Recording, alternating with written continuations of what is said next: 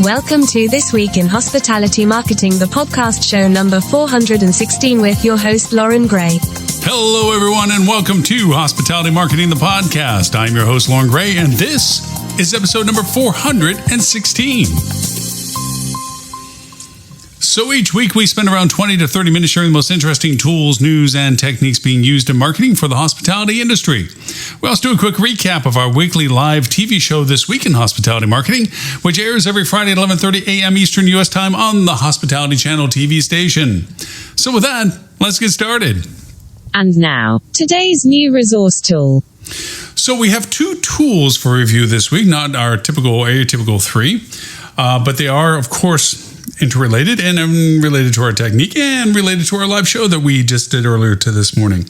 So our first tool is an AI tool, because that is the buzz of the day these days, right? But it's actually a really interesting tool. And I've only begun to really see the depth of its value proposition. Anyway, it's called Frontly.ai, Frontly.ai. Now, Frontly.ai will make an app. It sounds really strange, but it will use Google Sheets. It'll create Google Sheets for you once you give it access to your Google account to do that, and it's not a bad thing. It's just it'll create sheets for you. But what you do is you want to make something. In other words, you're looking to remember. I think 2 shows ago we did the RPA conversation, robotic programming assistant, where we were talking about creating Google Sheets and API pulls of data for weather, and then we were pulling in a sheet that was about our relevant data, like occupancies, and putting the two together, and so forth. With this platform, Frontly.ai, you have the ability to tell it what you want it to do. And it also will do it with Excel sheets too. So it's not just Google Sheets, but it does it with either one of the platform types. But the example that you see, if you go to the website and look at it, they'll give you an example of creating a HR payroll kind of thing for truck driving a business or something that you want to create a spreadsheet for keeping track of your drivers' times and distances and so forth. And it will literally build the construction with AI as to what sheets it needs that the data has to be on. And you, of course, can connect your own data to it and or just have it connected via API to put the data in there for you, which is a really cool part I'm playing with, to make an app that will run something. So we'll talk more about the technique. Sorry, I was jumping ahead of time. So we'll talk more about this in particular, but that is Frontly.ai. Now, another one, very similar to this, but with a broader spectrum of usable tool interactions, is a tool called Procesio.com, Procesio.com. Procesio.com connects to a variety of platforms. So think of it as a function tool like Zapier, only instead of it creating single data sources that get connected to other single data sources that you still have to do something with, this creates processes, process documentation, process functionality, where you can go over and say, okay, I want this list of accounts to generate these invoices for these dates from this source and put it on Salesforce over here, or send it to my CRM over here, or whatever it is. You can actually create workflows, connect the dots, pull the dots down to one section to another section, identify what you want to use that section for to the next section.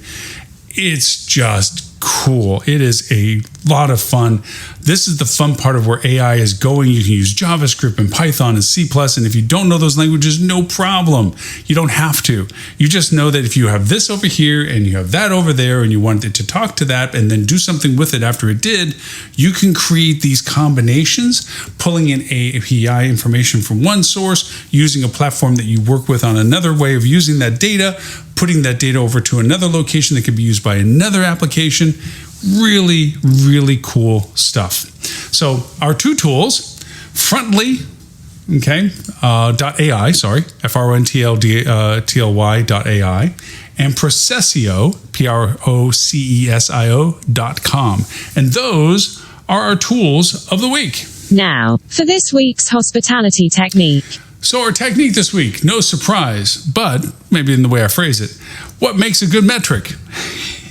The really fascinating part about data and the usability of data and so forth is staring at the numbers is one thing.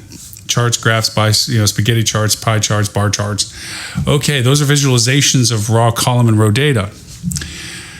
when you show charts, people feel that the more complex the data or the more quantitative the data, the better the report must be. And it's a visual thing. You want to dress to impress, you want to display to impress. If your supervisor goes in and says, I need to understand what's going on with Project X, and you come in with a big heap and pile of something or a massive multi-page PowerPoint deck showing this, and here's bar graphs and spaghetti charts and pie segmentations and so forth. Great.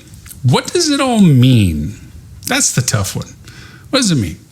And more importantly, if you're looking at the data to answer a question, where do I find the answers? Now, we've been making a tremendous amount of dashboards and functionalities for the new Analytics GA4 to be used by a variety of clients. And the data accumulation, the data usability is quite honestly overwhelming. The things that you can see that you didn't get to see before. As has been cited by my team several times, and GA4 is not an analytics platform. It is a customer audience development platform. The purpose of it is truly that. But the idea of what you can garner as data is slightly overwhelming. Paralysis analysis, so the paradox of choice is very prevalent in the amount of data that you gather. Now, you can try to look at it in its entirety and be overwhelmed with the variations of what you could ask it, to the point of paralysis, as I said. There's so much to look at, and one thing is not just a singular condition to another, it's a multiplicity of conditions related to a multiplicity of other things that are interrelated on their own, and you get the idea of the paralysis part. A lot of times, it is better to approach large quantities of data with a question in mind. I would like to know who I should sell our hotel to from March 1st to March 7th of 2024. Okay, well, that's a stick in the sand. It's a starting point. What do I need to do that? What data do I need to answer that question? And obviously, the historical data. And then with that historical data, what were the influencing factors of data on that historical data? Was there a weather issue? Was there a demand issue? Was there an event issue? Was there a rate issue? Was there all of our inventory available? All those things that come up by trying to answer the question. So when you start talking about tools like Frontly or Processio, you start trying to break down what data do I need? Okay, so then the next thing, where are the sources of that data? Well, it comes from a Google Analytics. Well, let me get that information. How can I pull that information in, and what would I do with it? What information from the analytics do I need? Do I need geographic sourcing? Do I need just traffic levels? Do I need what pages were viewed? Do I need what the conversions are? And what about PMS systems? What was my actual folios? What was the website being used for versus what did it actually generate? What channels produced what, and how much did those channels cost? What was my most beneficial campaigns back then? Which ones had the most engagement that produced the most conversions? You see where the questions begin to flow from creating what you need as an answer, which is, who do I sell my hotel to from March 1st and March 7th of 2024?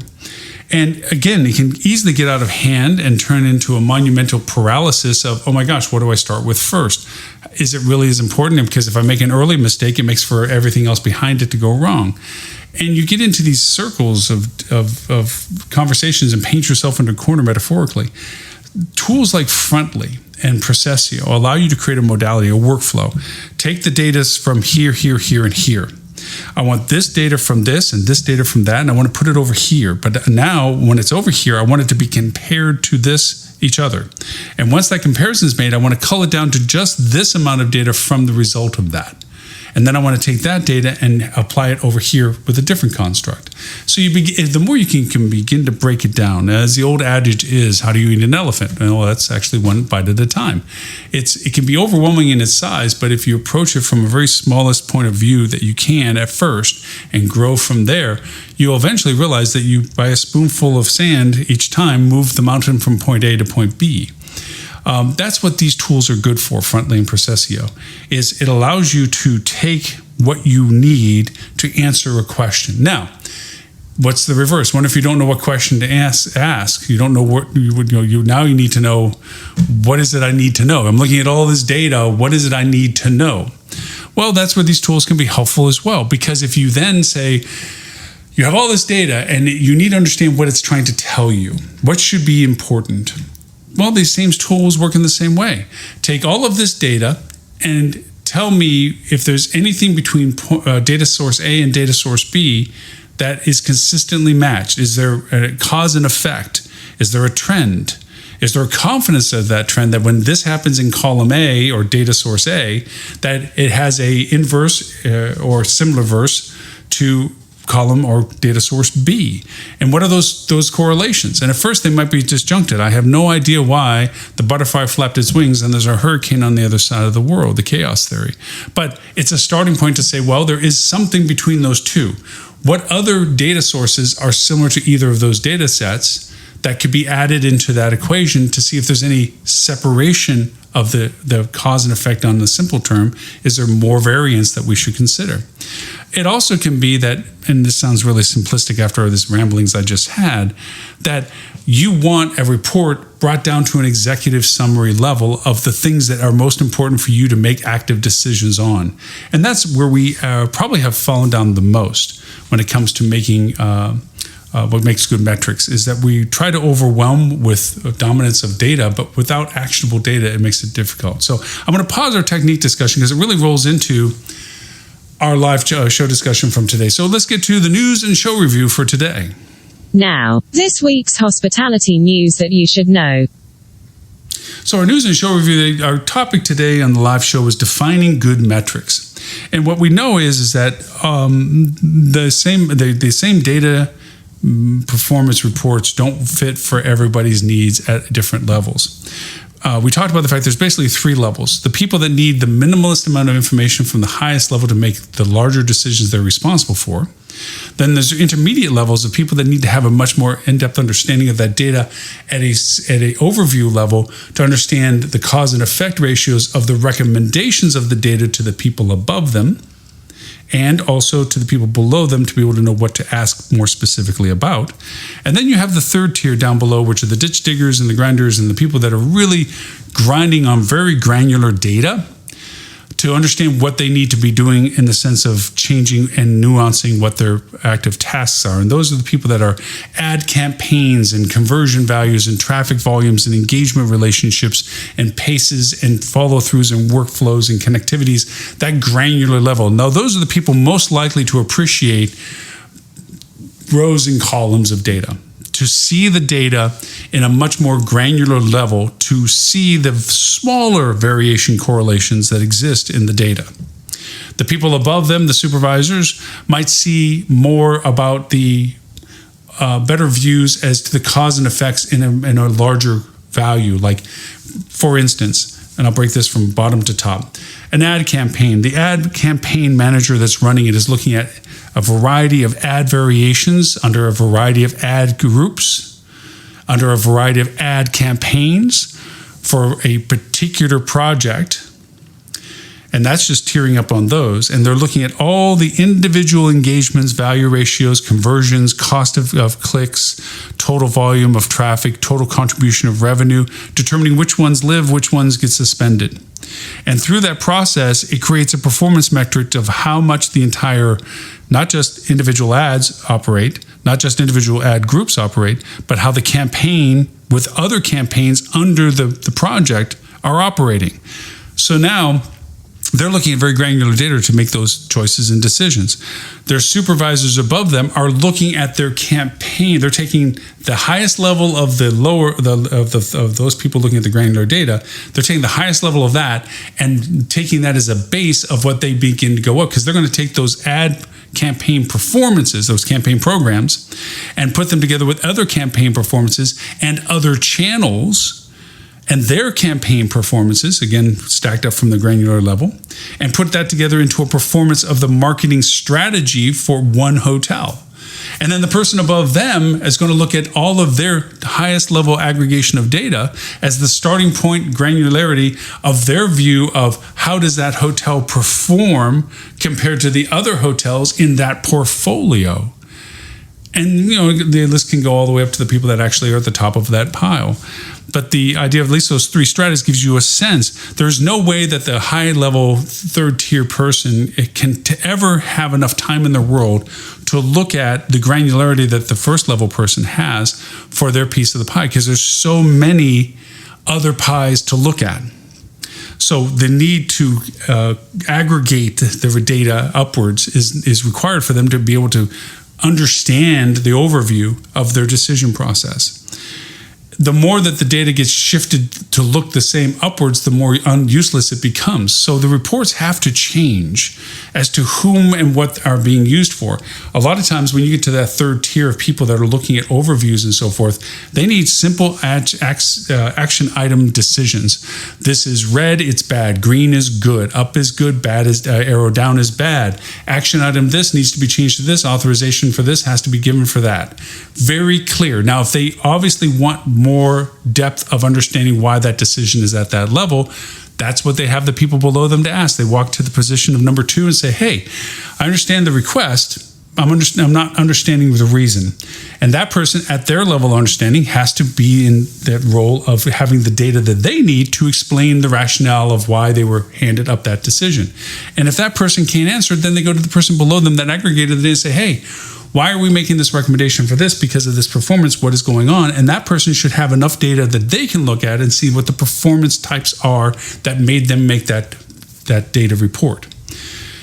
Don't want to get too granular because the live show, we covered a lot more of this and how it functions and the best way of doing it. And what are the best reports from between notifications versus reports versus analytics. We went through all of these conversations with it, but just know that defining good metrics is more than just shoveling up a very robust, impressive amount of data, but doesn't give the clarity that is needed to the person that it's handed to.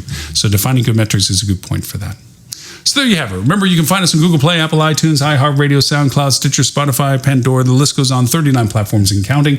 We're even on Amazon's Alexa, Google Assistant, and Siri. Simply ask to play the Hospitality Marketing Podcast. And of course, no matter which one you may use, if you like the show, please rate us, hopefully well, and leave a comment. That helps others discover our content as well. And of course, if this is your first time hearing our podcast, thank you for listening. And also, please smash that subscribe button to continue to listen. You'll catch us every week as we produce every week both our live show and our live TV show broadcasts, of which you can find all the reruns for both on our I Love Lucy rerun channel of the hospitalchannel.tv. There you'll find all of our shows for the past 10 years that we've been doing the live show weekly, and also our podcast for 17 years. All of the shows are there to go back. You can search them based on content, guest hosts, time of broadcast, what have you. If you would like to, we have an app that you can go to, which is the Hospitality Channel. It's on Apple iOS or Android Play.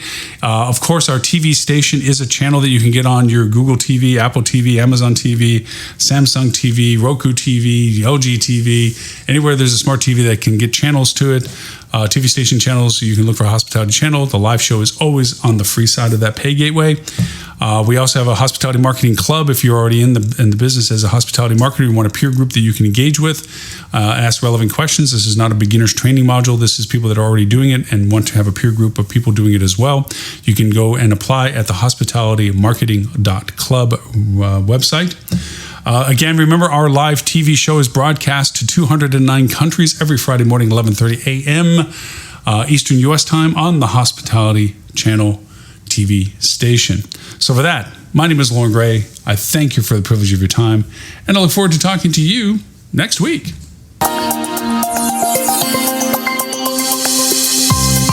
You have been listening to This Week in Hospitality Marketing, the podcast show 416, brought to you by Hospitality Digital Marketing and in support of the HSMAI, Hospitality Sales and Marketing Association International. All right reserved, copyright 2023.